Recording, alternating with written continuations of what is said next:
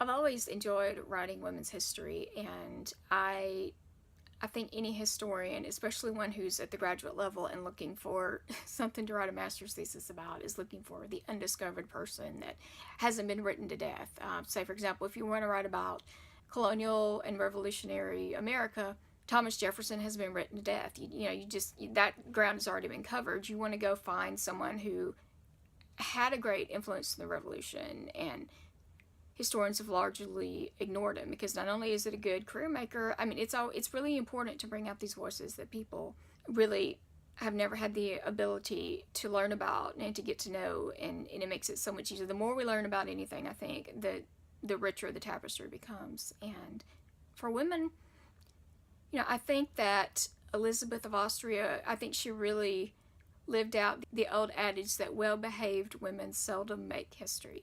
I hate that. I'm really not okay with that.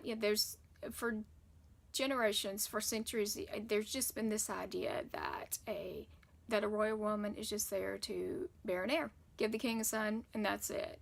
Maybe once in a while when he's gone off to war, then she can become regent, and that's it. And it's so limiting, and it's just so insulting to women because in the 16th century, childbirth could be deadly.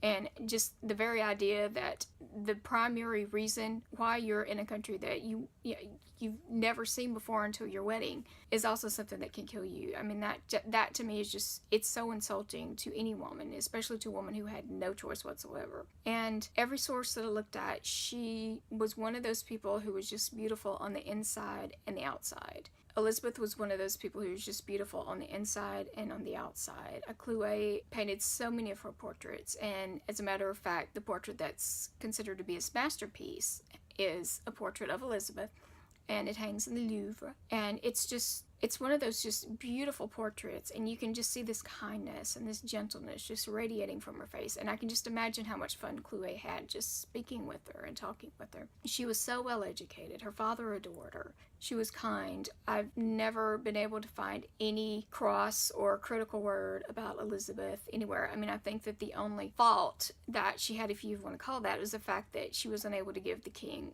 a son, which in most cases would be completely blamed on her as opposed to the queen and the king. She did catch a little bit of a break because Charles IX was known to be, as they called, sickly.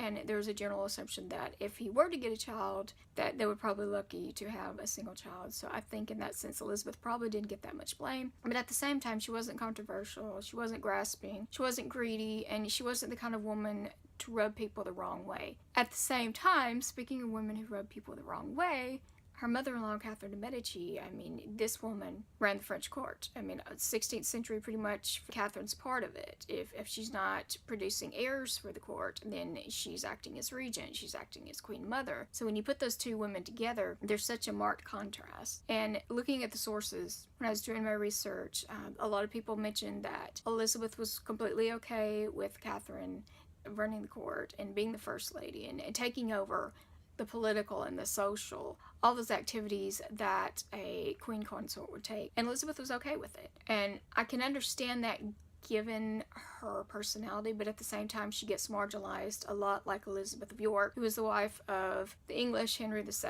and the mother of Henry VIII of England. And I think it's terribly unfair to a woman like that who was caught up in those crossroads of history, and she gets marginalized, she gets pushed over to the side. So I really enjoyed turning Elizabeth into a character, turning her into a confidant, someone who was wise, who was kind, who knew what to say, who knew what not to say. The only controversy that I can find that she was involved in was when she refused to allow Admiral Coligny to kiss her hand in greeting. And I think that was a misstep, but I mean, she's human. I mean, that's the worst thing that you can say that that a royal woman did. And she made it okay. It was really fun for me to expand her and to make her a living, breathing human being, because I feel like we lose so much when just marginalize women who we weren't that interesting. And usually interesting means controversial, and those interesting women are the ones who were derided during their day. And Elizabeth, for me, like I said earlier, she's beautiful on the inside and the outside, and it's really been an eye-opener for me to be able to take someone who hasn't been characterized either by the historical record or by historical fiction writers before. And hopefully in the years to come, if not in Elizabeth's case, then with other royal women, there'll be more scholarship and we'll have more of an idea what it was like to be a quiet, unassuming, well loved Queen of France.